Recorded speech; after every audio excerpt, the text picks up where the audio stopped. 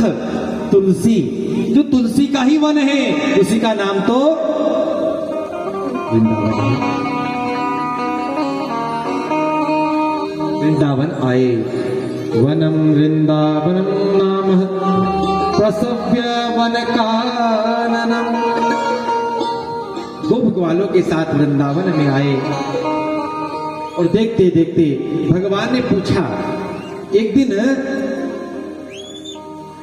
तरह तरह के पकवान बन रहे हैं, तरह तरह के नैवेद्य बन रहे हैं। पूछा, मैया घर में कोई कार्यक्रम होने वाला है क्या, भंडारा है क्या, आखिर क्या है? बोले, लाला कल हम सब इंद्र का पूजन करेंगे और इंद्र महाराज वृष्टि करते हैं, और जब वृष्टि करते हैं तब सुंदर सुंदर सुंदर हमारे यहाँ अन्न की उत्पत्ति होती है। अच्छा मां, ये इंद्र वृष्टि करता है क्या? हाँ मां, ये प्रकृति हमें कितना कुछ देती है, इस प्रकृति ने हमें कितना कुछ दिया है। बताइए, वृक्ष ऑक्सीजन दे रहे हैं, बताइए आपसे पैसा ले रहे हैं क्या? बोलिए, अरे बिल वृक्ष ऐसा है जो 24 घंटे ऑक्सीजन देता है, 24 घंटे। बताओ, कभी कोई बिल आया तुम्हारे घर?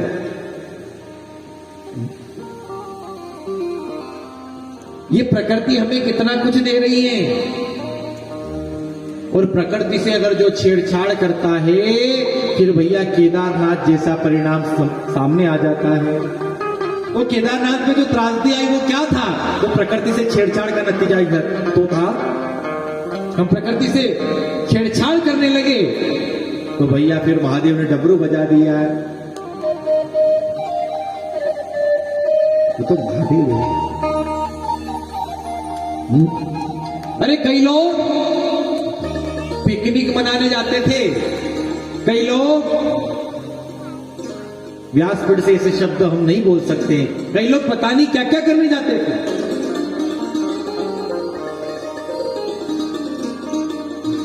अब बताओ, फिर बाढ़ नहीं आएगी तो क्या आएगा?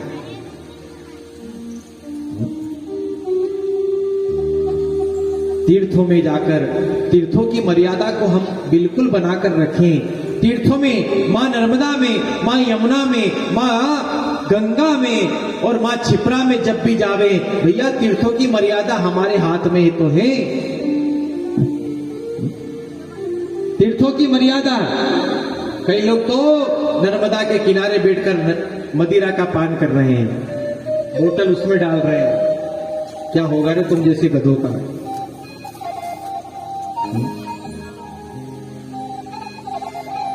पीड़ा होती भैया, सब देखते हैं ना तो बड़ा मन दुख जाता है कि कैसे कैसे लोग हैं संसार में।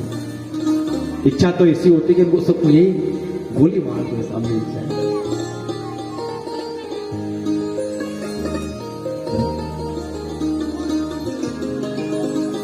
बुरा मत मानना, आपके क्षेत्र के कई लोग ओंकारेश्वर जाते हैं ना, हमने हमारे क्षेत्र के लोगों को ऐसा कृत्य करते हुए देखा है हमने, बुरा मत मानना।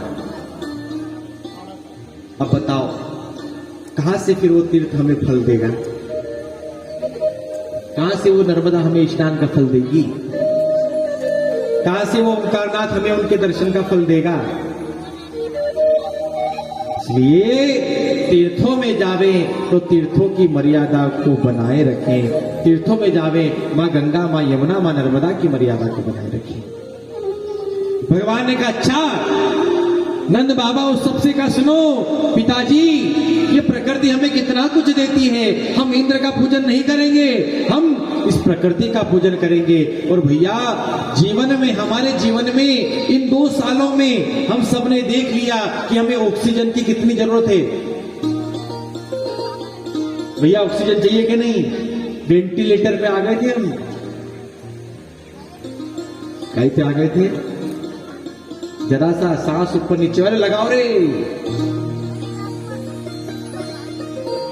इसलिए हमारे जीवन में अभी भी समय है, हमें एक न एक वृक्ष जरूर हमारे आंगन में लगाना चाहिए। कहाँ लगाना चाहिए? आंगन में। आंगन में न लगा पाओ तो कहीं धर्मशाला में न लगा पाओ तो भैया धन्य है हमारे डॉक्टर साहब जिन्होंने शमशान में वृक्ष के रूप में हरियाली करी है। हमारे डॉक्टर साहब जिन्होंने शमशान को हरियाली बना दी है?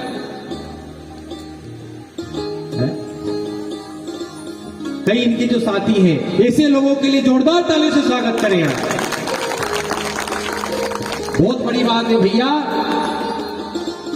बहुत बड़ी बात है। वृक्ष को लगाना अच्छी बात, लेकिन वृक्ष को पानी दे देकर बड़ा करना बहुत बड़ी बात, उसकी देखभाल करना।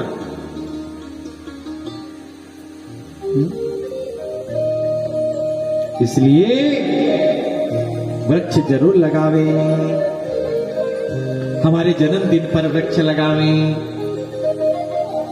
हमारे शादी की सालगिरह आवे तो उस दिन वृक्ष लगा दें। अरे कभी तो लगा सकते हैं हम। एक जीवन में संकल्प ले जाने के बाद भी ऐसा कुछ रख के जाओ कि उसको देखकर हमारी याद आती रहे। जहां हम हैं स्वभाव ऐसा बनाओ, जहां हम हैं वहां के लोग हमें प्रेम करें, और जहां से हम चले जाएं वहां पर फिर हमें याद ही याद करें। ऐसा स्वभाव धन्य है। भगवान बाल कृष्ण ने नंद बाबा से कहा, और सभी लोग उस पकवान को लेकर छकड़े में रख कर पर्वत राज के पास गए, गोवर्धन के पास गए। और जरा ध्यान से सुनिए, ये गोवर्धन है कौन? ध्यान से सुनिएगा। ये जो गोवर्धन नाथ है ना, ये जो गोवर्धन नाथ है, ये जो पर्वत है, महाराजा द्रोण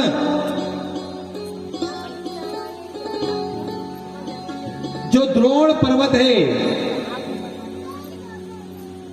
विराट चाहिए क्या हुआ?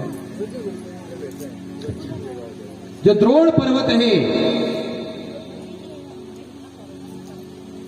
उस द्रोण पर्वत के 3 बेटे। द्रोण महाराज कहाँ रहते हैं? काशी में। उनके 3 बेटे, ध्यान से सुनिएगा। एक पर्वत का नाम है द्रोणार्ध। क्या नाम है? पहले पर्वत का नाम क्या है? द्रोणार्ध। दूसरे पर्वत का नाम है कांतानाथ, और तीसरे पर्वत का नाम है गोवर्धननाथ। पहले का नाम है द्रोणार्ध, दूसरे का कांतानाथ, और तीसरे का गोवर्धननाथ। एक दिन हनुमान जी चले गए। द्रोणार्ध पर्वत, जो काशी का जो पर्वत है ना, उसका क्या नाम है? क्या नाम है? जो भगवान शिव ने माता पार्वती के लिए बसाया। देखिए, पूरी सृष्टि का विलय हो जाता है, लेकिन काशी का कभी विलय संभव नहीं है। क्यों? जब संसार का विलय होता है, इस संसार का संहार होता है, तब महादेव अपनी त्रिशूल पर उस काशी को टांग लेते हैं, त्रिशूल पर रख लेते हैं। इसलिए काशी का विनाश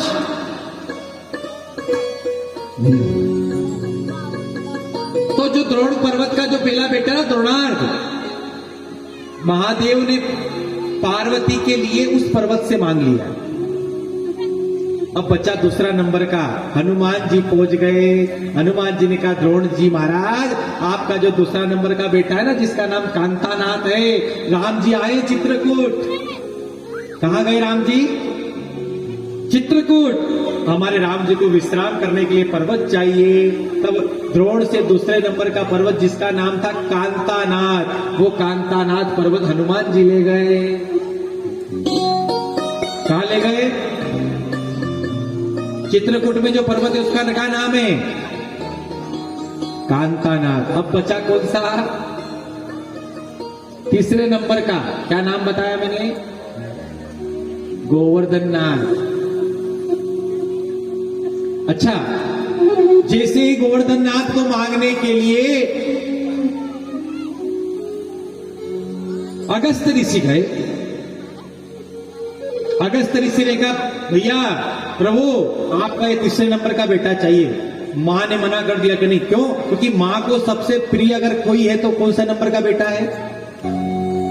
सबसे जो छोटा है वो मां को। देखो 3 अगर संतान हो ना तो बड़ा बाप को प्रिय, छोटा मां को प्रिय, और जो बीच वाला है ना वो सबको प्रिय।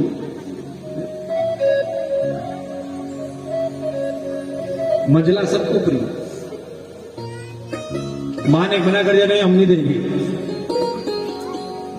बार बार अनुनय भी नहीं किया। तब श्री द्रोण महाराज ने कहा ठीक है। पर्वत गोवर्धन नाथ से पूछा क्यों आप जाओगे? बोले हम जाने को लिए तैयार हैं, लेकिन हम जिस स्थान पर रख दिए जाएंगे उसके बाद फिर वहां से टस से मस नहीं होंगे। अगस्त जी का तो चल तो सही, हम भी सिद्ध महात्मा है। ले गए अभिमान में उठा। पर्वत को ले जाते जतिपुरा और मथुरा के बीच में श्री अगस्त जी महाराज को सोचाचार के लिए जाना पड़ा, स्नान करने जाना पड़ा। हमने कहा पर्वत तो उठा लेंगे। जैसे रखा, भैया खूब प्रयास कर रहे हैं पर वो पर्वत उठ नहीं रहा है। वो पर्वत जब उठ नहीं रहा था उन्होंने श्राप दे दिया, हे पर्वतराज गोवर्धननाथ, हम तुम्हें श्राप देते हैं कि तुम तिल तिल घटते रहोगे। तिल तिल आज भी हमारे गोवर्धननाथ तिल तिल तिल तिल घटते जा रहे हैं। वही गोवर्धननाथ की शरण में गए और सबने कहा क्यों लाला तेरे भगवान कहाँ है? बोले इस पर्वत में। अच्छा, भगवान ने एक रूप से वो पर्वत में प्रवेश किया और भगवान ने जैसे उस पर्वत में प्रवेश किया, पूरे 56 भोग जो बना बना कर गए थे ना, सब भोग आरोगने लगे। और जैसे आरोग्य आए थे सबने क्या क्यों रे लाला ये अपना लिए प्रसाद छोड़ेगा कि नहीं छोड़ेगा? अरे छोड़ेंगे ना। देखते देखते देखते देखते इंद्र ने पूछा भैया सब दूर मेरी पूजा हो गई? बोले ब्रज में नहीं हुई। इतनी वृष्टि करो, इतनी वृष्टि करो ब्रज मंडल डूब जाए। सबने कहा नहीं आप कहां जाए? बोले देखो जिसकी शरण में, जिसकी सेवा, जिसकी पूजा हमने करी है उसकी शरण में जाना चाहिए। तब सब मिलकर उस पर्वत की शरण में गए। भगवान ने अपनी सबसे छोटी उंगली पर उस गिरिराज को धारण किया, इसलिए भगवान का नाम पड़ गया। बोले गिरिराज धरण भगवान की जय। सब गिरिराज की शरण में आए। आइए 2 मिनट। तू एक बार आजा गिरिराज की शरण, ओ गिरिराज की शरण में, ओ तू एक बार आजा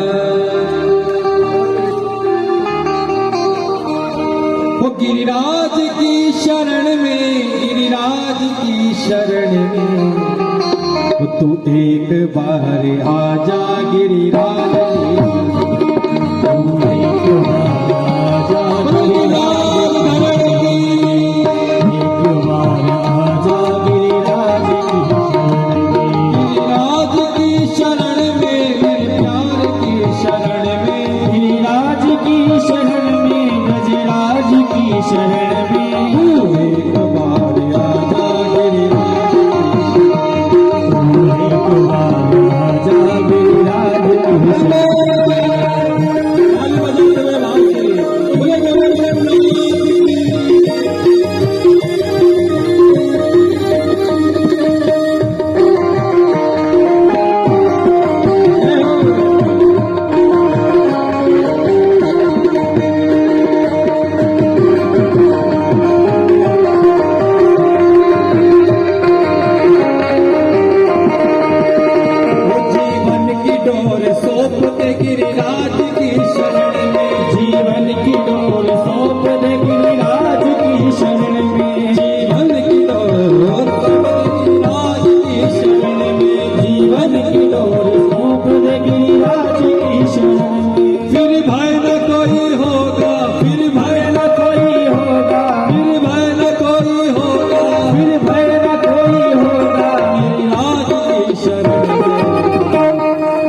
ऐसे नहीं, जरा आनंद के साथ।